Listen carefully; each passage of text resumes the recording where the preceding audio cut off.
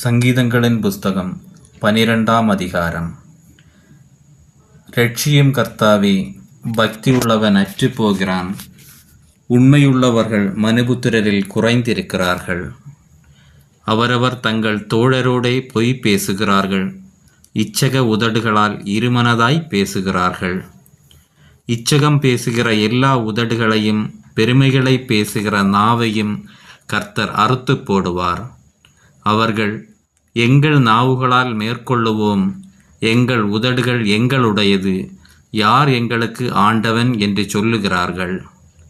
ஏழைகள் பாழாக்கப்பட்டது நிமித்தமும் எளியவர்கள் விடும் பெருமூச்சு நிமித்தமும் நான் இப்பொழுது எழுந்து அவன் மேல் சீறுகிறவர்களுக்கு அவனை காத்து சுகமாய் இருக்க பண்ணுவேன் என்று கர்த்தர் சொல்லுகிறார்.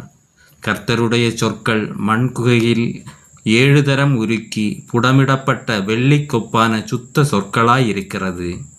கர்த்தாவே, நீர் அவர்களை காப்பாற்றி அவர்களை என்றைக்கும் இந்த சந்ததிக்கு விலக்கி காத்து கொள்ளுவீர்.